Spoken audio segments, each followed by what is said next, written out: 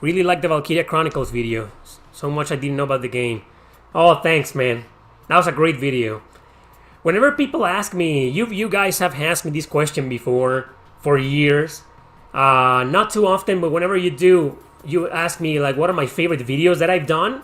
And always the first ones that come to mind, and you probably already know this, you're witnesses. I always mention that series. I feel bad for abandoning that series a long time ago. It's not 100% original, but I love it. You know, I love learning more about the game, about the games that I love. You know, it's always a blast to find out certain things. Because don't think I know everything. Whenever I do those videos, don't think I already know everything. You know, some things I already do, right? But others, you know, as soon as I start doing my research, I'm like, man, I didn't know this. You know, Valkyria Chronicles was like this, or it was supposed to be a PS2 game, or some stuff like that. I'm like, man. So the same fascination you guys get when you watch the video is the same one that I get when I make the video. Like, oh man, and I get so excited, right? So glad to know you guys, some of you enjoy the video. If you haven't seen the video, see it. It's okay, no spoilers whatsoever. In fact, some of the 10 things videos that I've done, even though they don't have spoilers, they may have or show a thing or two, very small, but not really. But this one, I think I made sure not to show any important spoilers, so even if you haven't played the game or haven't finished it, feel free to watch it. Maybe it'll get you to play the game, because man, Valkyria Chronicles, that's an absolute must play, man. Definitely. I play Valkyria Chronicles, and can I ask one question for the series? Can I skip Valkyria Chronicles 2? Sure, yeah, it's a direct sequel, but it takes place in a different place, and you're not missing much in terms of story. Gameplay-wise, it's still a fun game, but in terms of story and characters, it's the worst. And it's not that great in that department. In terms of gameplay, it's still great, but in music and battle mechanics, it's still great. But story and characters, you're not missing much. Yes, you can skip it. If you don't want to play it, skip it. But play 3. 3, it's fan-translated, never came out of Japan, but there's an English translation that you can't skip. Do you believe that a creator's earlier work is generally considered their best? People like the director Quentin Tarantino believe age dulls creativity output quality. I don't know. What do you think of me? Do you think my earlier work in terms of video making is the best? I don't know how I feel about that. I think it's pretty circumstantial. It depends on the author. I do believe there are some authors, movie directors, video game developers, you know, where their earlier work is much better than the modern one, but there's also a lot of creators that are the opposite for me. Like, I like their modern work much more.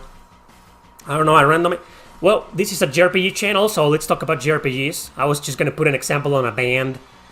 Like Deftones, for example. Just real quick, I think their earlier work is better than the modern one, but I still like the modern one. Anyway, so for example, any JRPG series, I think I'm gonna have to go with Dragon Quest. Like Final Fantasy, for example, is that the earlier work is the best one for me, and the modern work is just not. But Dragon Quest, surprisingly for me, is like the opposite. I think the earlier games are too hard to play, too difficult to understand, too grindy, you know, and then, in my opinion, Dragon Quest got better with every entry. From like Dragon Quest 7 and onward, the games felt better for me personally, and I like them more, right? So that's a good example. Here, okay, this is not a series, but this is a company. And I think most of them, okay, not all of them, they're still releasing some really bad JRPGs, right? But I think Compile Heart, for example, got better with some releases like Dead End Request 1 and 2, for example. Or Dragon Star Varnir, which isn't great. It's not a great game, you know, but it's a good game. And the Neptunia series, for example, when it came out, it wasn't that... It was kind of bad, to be honest. And even the Neptunia series, which I'm not a fan of, it got better, right? So, there you go. You know, I think it's circumstantial. You know, some creators, some developers... Their earliest work is not that great, and then their modern work is better. Yeah, From Software, for example. I'm not a fan, you guys know that, but I'd rather play Dark Souls than Kingsfield, to be honest. From Software is definitely a company that got better. what are your overall thoughts on this ninth generation of consoles so far? It's pretty concerning because the PlayStation 5, for example, they said it's halfway through its lifespan. And that's worrisome because, number one, half of the world, most gamers don't have a PS5. It's too fucking expensive, and it's been 3.5 years. And for Sony to go out there and announce, oh, the console's halfway through, when it's only been there for like 3.5 years, that's concerning, to be honest. Xbox, I don't have a strong opinion or barely any opinion because I'm not a fan of Microsoft and I don't buy Xbox consoles. Nothing against them. I don't know, I'm fine with PlayStation and Nintendo. Xbox did some great things with Game Pass. Everybody knows that, but they are trying to, like, shutting down studios and stuff like that. They've been making a lot of really questionable business decisions lately, so it's kind of worrisome, to be honest. And, but the console looks fine. The console is powerful, it's a great console. It's retro-compatible. And Game Pass, once again, not to sound like a broken record, but that's one of the biggest features of Xbox, so Xbox is fine. PlayStation 5 is also retro-compatible, so that's a great thing. PlayStation 4 wasn't.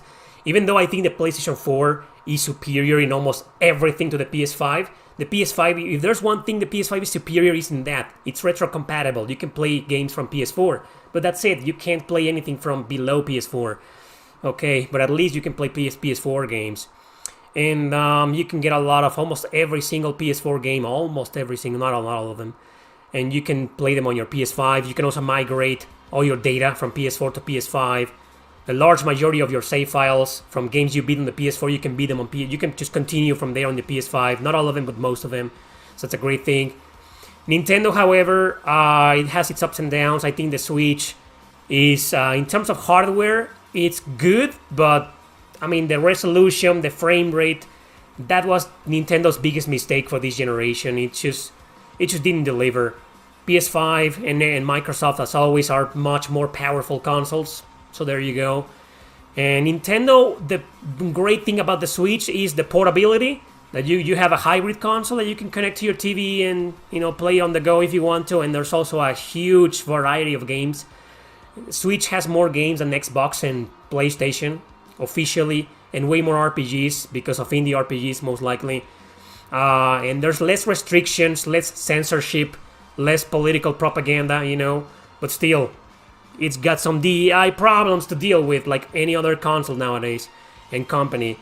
Overall, I can't decide, I can't pick on a winner because, like I said, this ninth generation is kind of concerning. There's a lot of ups and downs, but you know what? I'm still a PlayStation guy, so I think I prefer PlayStation. But yeah, I think this is the first generation in a long time where I can't decide like which one is the best console or the best company. And well, we got Steam, right? But I can't have an opinion on Steam. I don't play on Steam, so I guess Steam has come a long way. PC gaming, has come a long way. It's probably the best one of this generation, but it's not really a console per se, so it doesn't count. People are starting to say that, Kevin, that we might see a video game crash. I talked about this in my podcast last night. Link to my podcast in the description, but it's exclusive to Patreon. Yeah, I believe so. I believe we're heading into a video game crash. I think it's going to be very different from the one in 1983.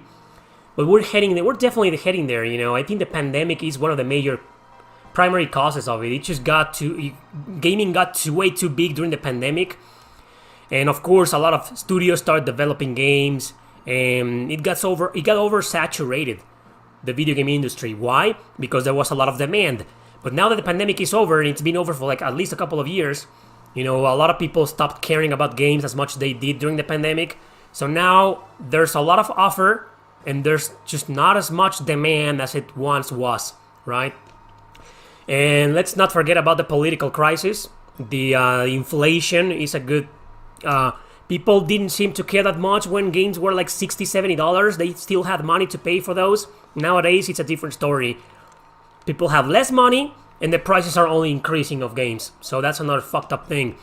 And let's not forget about the social culture wars.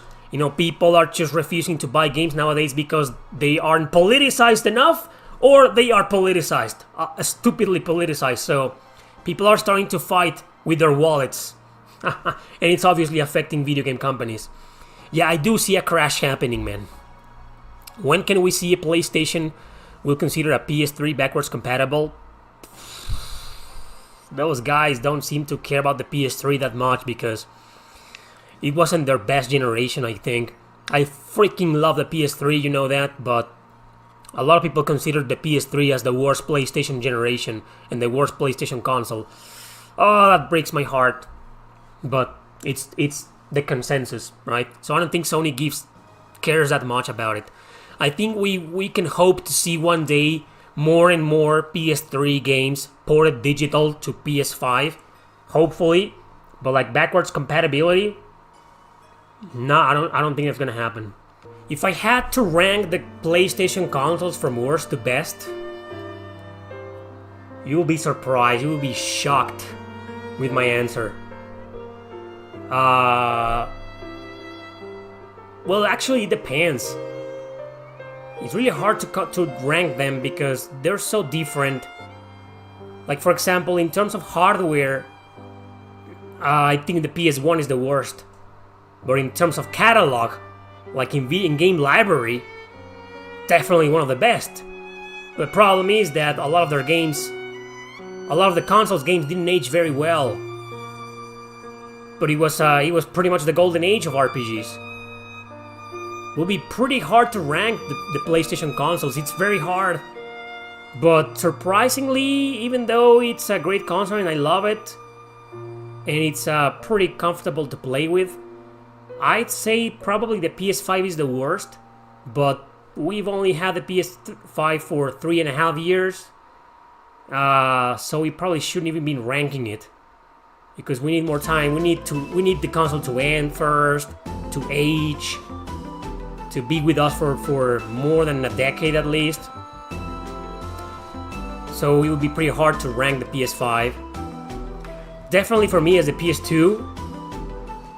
PS2, okay, my number one will be the PlayStation 2 because of what it achieved, not because it broke sales like crazy and it's the most sold video game console of all time, but because it just offered a huge variety in every single genre and offered a lot of great games on every single genre. Every single genre stood out like crazy, even shoot 'em ups. There were even a lot of great shoot 'em ups from the PS2 era. It just did everything that PlayStation 1 wanted to do. It did it, it achieved it, and it succeeded. And well, let's not forget about a crap ton of JRPGs in there. Some of them are my all-time favorites. And there's also a lot of really... I mean, video game developers were still experimental a lot. They were doing a lot of... there was a lot of originality and creativity in there. Some great ideas came from the PS2 and not the PS1. Or they were on the PS1, but they were not greatly executed, and they were executed much better on the PS2. Like some horror games got better in terms of controls, you know. You had tank control, annoying tank controls on horror games on PS1, and sure, some of them are classics, but PS2 controls got better. JRPGs are... PS1 and PS2 are just the same, you know, in terms of quality and storytelling. But PS2 saw a rise in the genre. I mean, PS1 needed to happen first in order for PS2 to succeed again in the JRPG market. So I could go on with the PS2, man. It was just a fantastic console. I think it's the best console ever. And then I will pick the PS4 because it did just the same. It corrected a lot of mistakes the PS3 did. It got better when it comes to gaming. Again, it's a console where you can just find a million great games from every single genre. And just playing on PS4 felt great. The controller is a blast. The PS4 controller, in my opinion, is the best fucking controller ever in video game history for me, personally. And I think it's a... I mean, it isn't retro compatible. That's the one thing that I resent. But we started seeing a lot of ports from PS2, right? So you can play all those PS2 games, a lot of PS2 games, not too many, but a lot of PS2 games on your PS4. And then there was this, I don't know, this enormous amount of JRPGs that are just freaking great. I think the PS4, when it comes to JRPGs, is its peak. it reached its maximum peak. Right now, because of localizations and repetitive and everybody copy-pasting ideas, everybody wants to be a Souls-like or an open-world game, I think this generation, like I mentioned like an hour ago, is going downhill.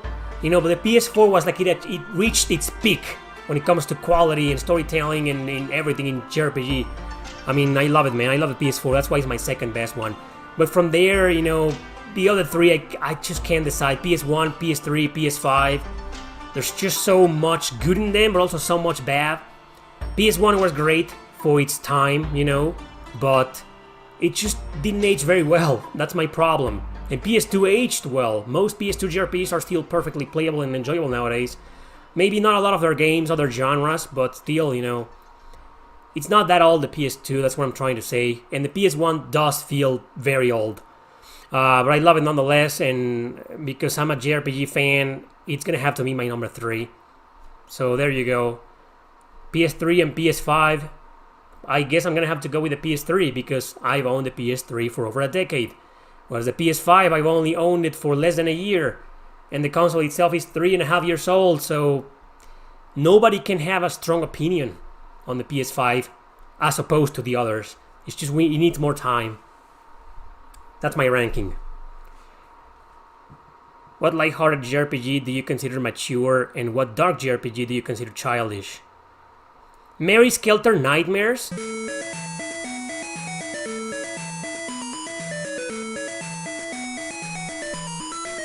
This music, I know.